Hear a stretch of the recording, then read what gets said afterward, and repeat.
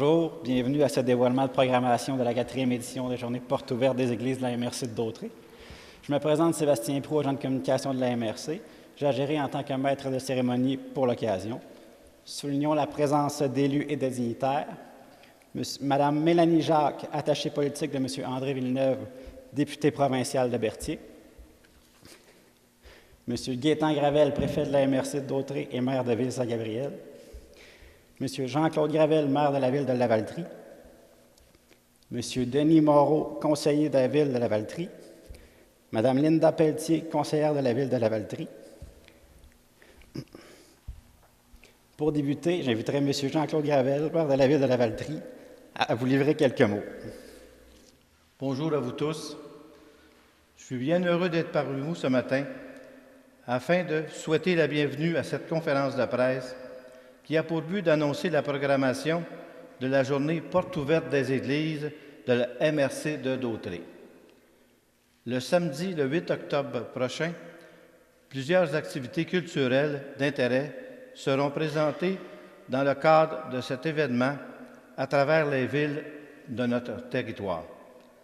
Ici, à Lavaltrie, nous aurons la chance d'accueillir Julie Pilon, danseuse professionnelle, talentueuse, bien connue dans l'Anaudière, qui donnera un spectacle de danse contemporaine ici même sur le parvis de notre Église.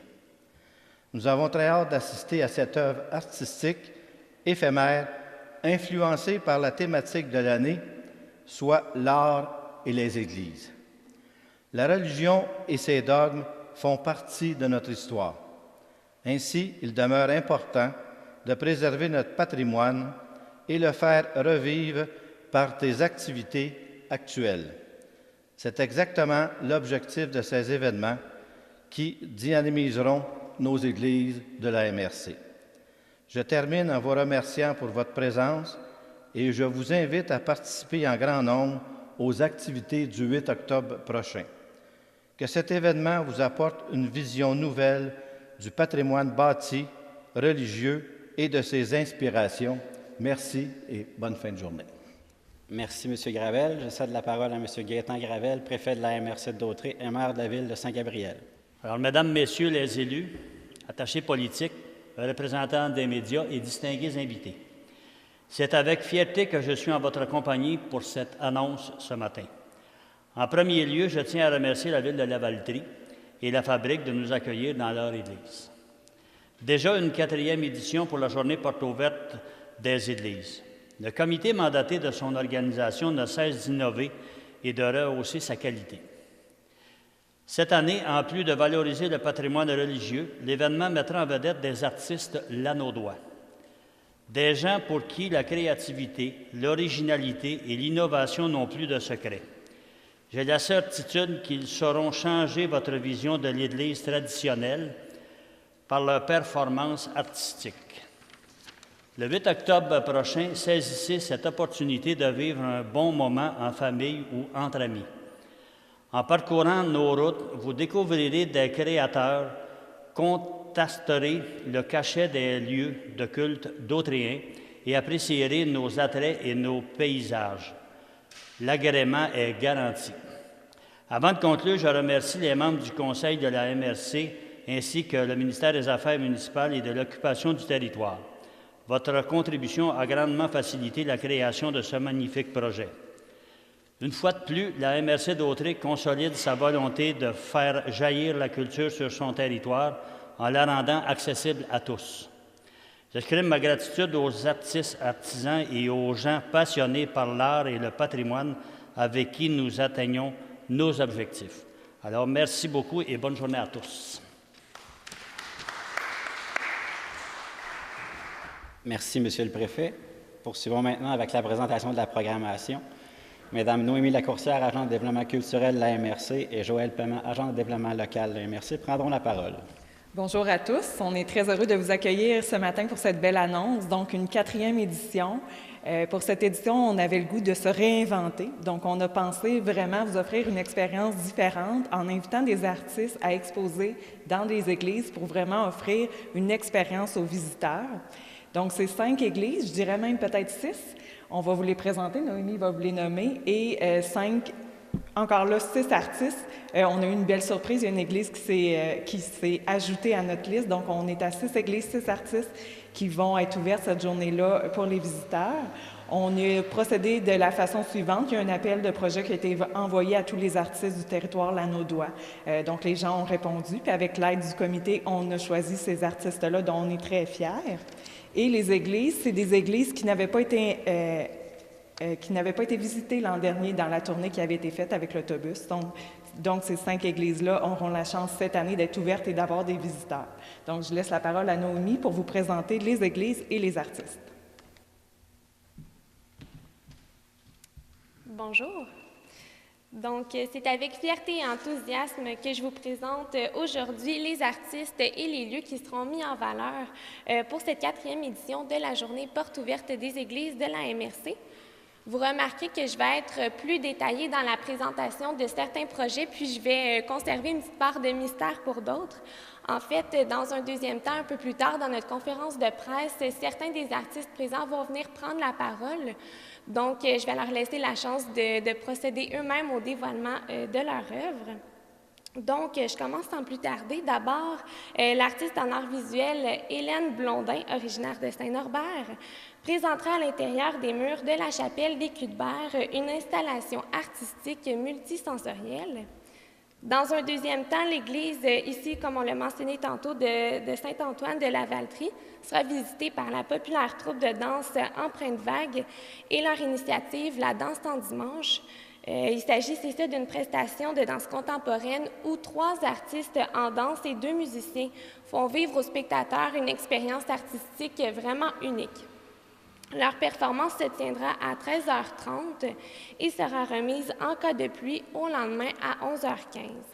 Je profite également de l'occasion pour vous mentionner qu'ici à l'intérieur de l'église, une exposition sera présentée, donc une très belle offre culturelle ici du côté de la Valtrie. Ensuite, l'Église de la Visitation de l'île du Pape présentera un projet où musique classique, art de la boulangerie et poésie se marient. Donc, Marie-Noël Laporte, violoniste, Élisabeth Tremblay, qui, elle, est récitante, et Mathieu Chartier, artiste boulanger, vont contribuer au succès de l'activité. Du côté de l'église de Sainte-Élisabeth, une promenade dans un tableau en 3 dimensions sera proposée par l'artiste Dominique Potier.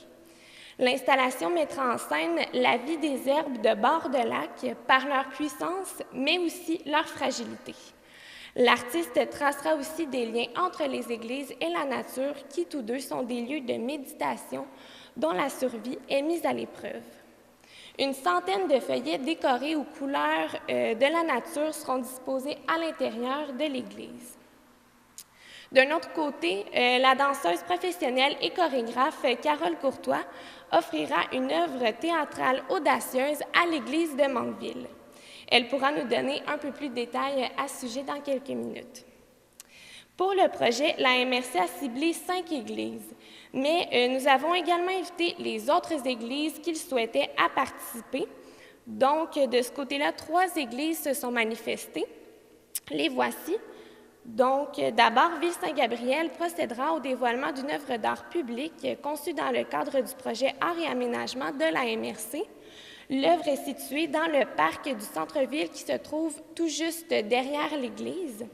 Les détails concernant le dévoilement se trouveront dans une invitation qui va être envoyée dans les prochains jours. Ensuite, l'église de Saint-Cuthbert proposera une visite animée de l'église en compagnie d'une guide qui vous fera découvrir les lieux. Puis, du côté de Saint-Norbert, un documentaire mis au point par Iphigénie Marcoux-Fortier sera diffusé. Nous vous encourageons à aller à la rencontre de ces artistes talentueux et à découvrir ou redécouvrir ces lieux de culte qui marquent le paysage d'Autriche. Pour terminer, on voulait bien sûr remercier nos partenaires financiers. Donc, le projet aurait été rendu possible grâce au programme pour les projets et les événements récurrents de la MRC de Dautrey. On voulait également remercier tous les partenaires avec qui on travaille sur ce beau projet depuis quelques années. Un très beau comité, donc M. Jean-Pierre Proux, qui s'occupe des églises de la Valtrie et de la Noret, Mme Stéphanie Boilard, qui travaille à la ville de la Valtrie, M. Léopold Goulet, qui s'occupe de l'église de l'Île-du-Pas, M. Simon Leduc pour l'église de Mandeville, M. Raymond Bourgeois pour l'église de Saint-Cuthbert, M. Claude Ducharme pour l'église de Sainte-Élisabeth et M. Jacques Rainville pour la chapelle des Cuthbert. Donc, merci beaucoup à ces personnes-là pour votre implication dans le projet. Et on passerait aux présentations des artistes. On commencerait avec Mme Hélène Blondin. Alors, bonjour tout le monde. Mon projet s'intitule « La mer de Champlain ». C'était une formation géologique, c'était une mer qui recouvrait l'ensemble de la vallée du Saint-Laurent à une certaine époque, ce qui a permis justement qu'on puisse retrouver les ossements d'une baleine à Saint-Félix-de-Valois. Alors, l'idée du projet, c'est que les gens, quand ils rentrent dans la chapelle des Cuthbert, puissent ressentir qu'un jour, il y avait de l'eau au-dessus de nos têtes, sur nos terres, et qu'ils ressentent l'évolution que la Terre qu'il y a eu sur la Terre jusqu'à nos jours et que la Terre peut encore bouger, ça peut encore changer. Alors, c'est une installation immersive et j'espère que les gens vont pouvoir penser à ce à quoi la Terre va devenir dans le temps. Merci. La prochaine artiste que j'invite à l'avant est Carole Courtois. Donc, je suis persuadée que vous avez hâte d'en apprendre davantage sur son œuvre théâtrale audacieuse. Oui, c'est ça. Nous, à Mandeville, on s'est accoquiné avec les Trouvailles, qui est le comptoir de vêtements usagés.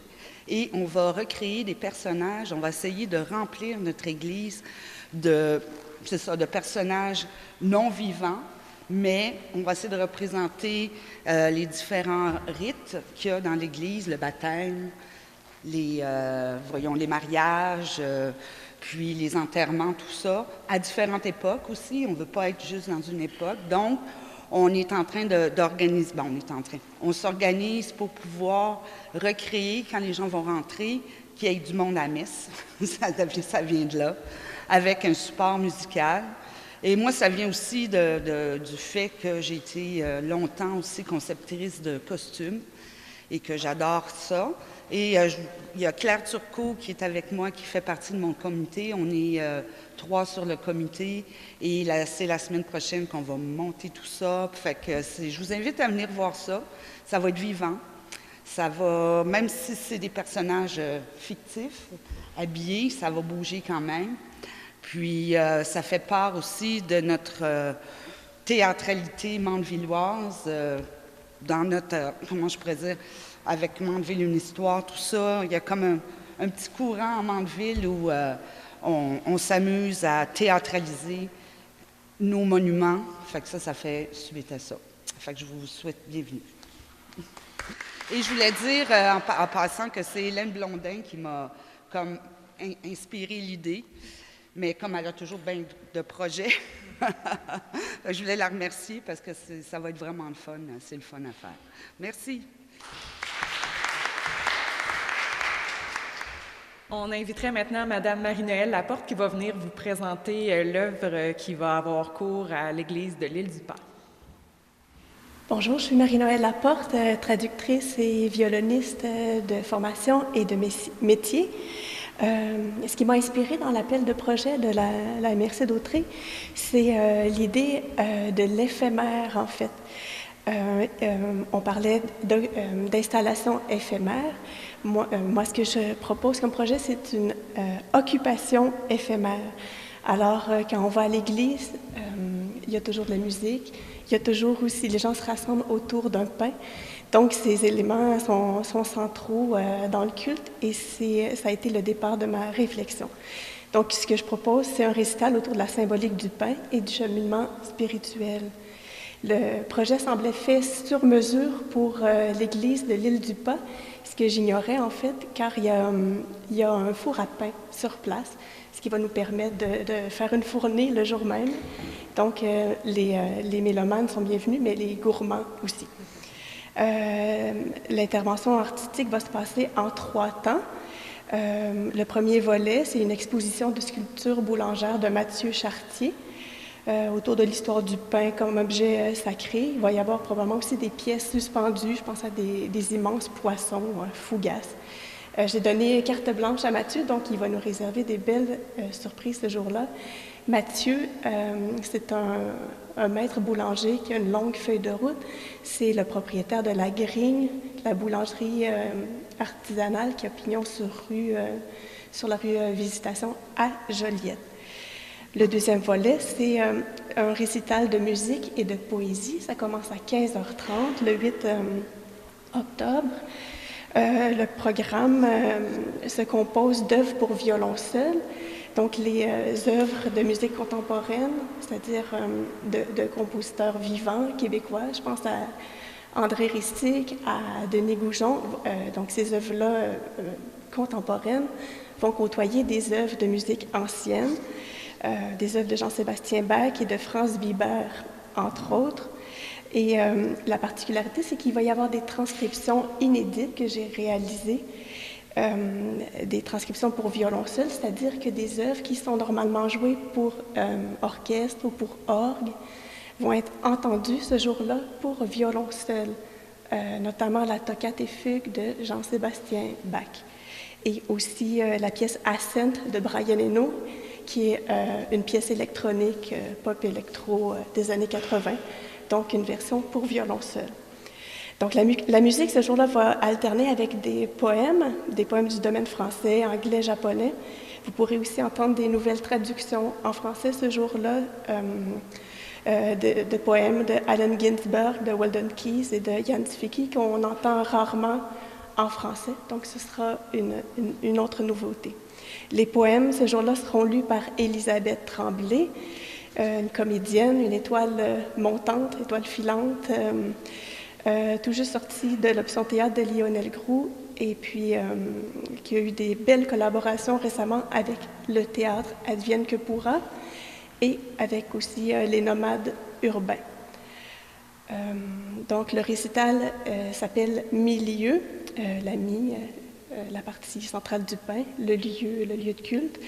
Donc, le récital est construit selon une progression thématique bien particulière. J'ai choisi des musiques, des poèmes qui évoquent la matérialité du lieu. Par exemple, l'orgue, des éléments d'architecture de l'église, la tribune, un escalier, ou encore un chœur qui serait réuni pour chanter une cantate. Un moment fort de l'événement, ça va être le poème qui s'appelle « Le pain » de Francis Ponge, qui est extrait du recueil Le Parti pris des choses. Donc, dans son poème, Francis Ponge décrit la croûte, la mie du pain, comme un astronaute qui décrirait une planète, sa géomorphologie et tout. Le sous-sol humide et froid. Le poème est couplé avec la pièce Uranus de Denis Goujon. Et puis, à partir de ce moment-là, dans le récital, on se détache du matériel, on quitte l'Église, on décolle du monde terrestre. Et puis là, on s'élève, on plane, on médite. Les dernières pièces décrivent tout un mouvement d'ascension. Par exemple, en poésie, on a l'envol d'un oiseau, une expédition en montagne, un escargot qui lève la tête vers le ciel. Et puis en musique, les deux dernières pièces ont pour thème l'ascension. C'est le cas de la Passacaille de Franz Biber, la dernière pièce du cycle des mystères du rosaire. Et c'est aussi le cas de la pièce électronique Ascent de Brian Eno. Pour le troisième volet du récital, Milieu, on redescend sur Terre et puis ce sera le temps de la dégustation. Et le public sera invité à rencontrer les artistes. On pourra parler du concert autour d'un pain. Voilà.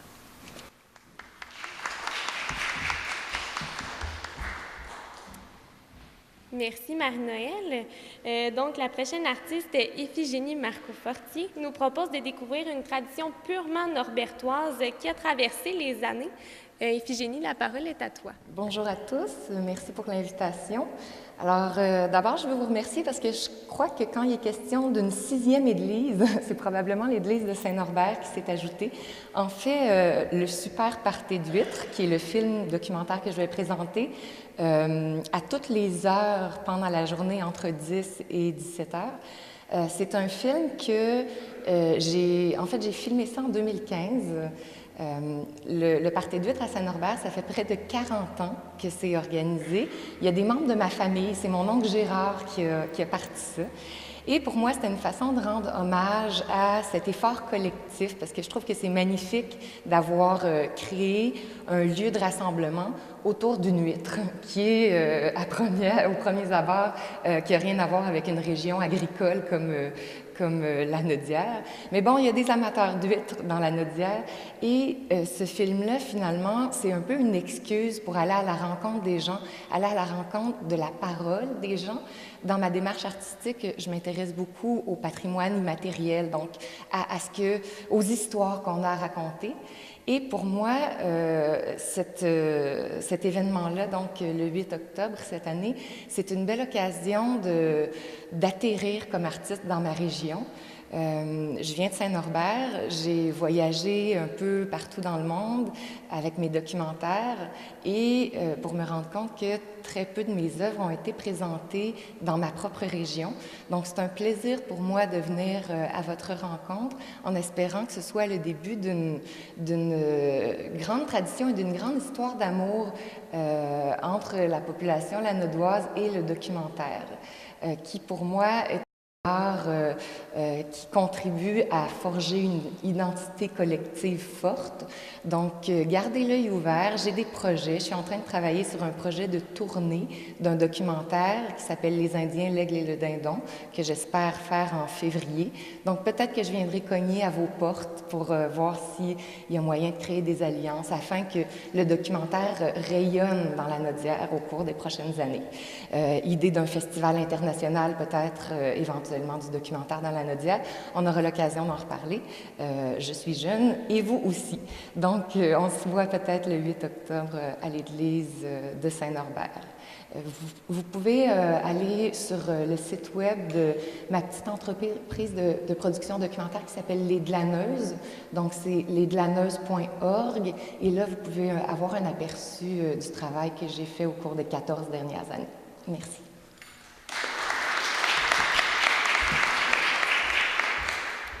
Merci beaucoup, mesdames, pour ce tour d'horizon vraiment très prometteur. Je laisse la parole à Sébastien pour le mot de la fin. C'est ce qui conclurait la conférence de presse de ce matin. Est-ce que certains d'entre vous auraient des questions en lien avec la programmation de la Journée porte ouverte des Églises? Non.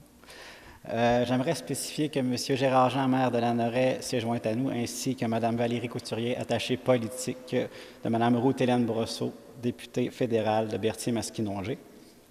Vous êtes invités à demeurer avec nous pour discuter. On remercie la fabrique qui nous fournit le café ainsi que les pâtisseries. Merci de vous être déplacés pour l'occasion. Passez une belle journée.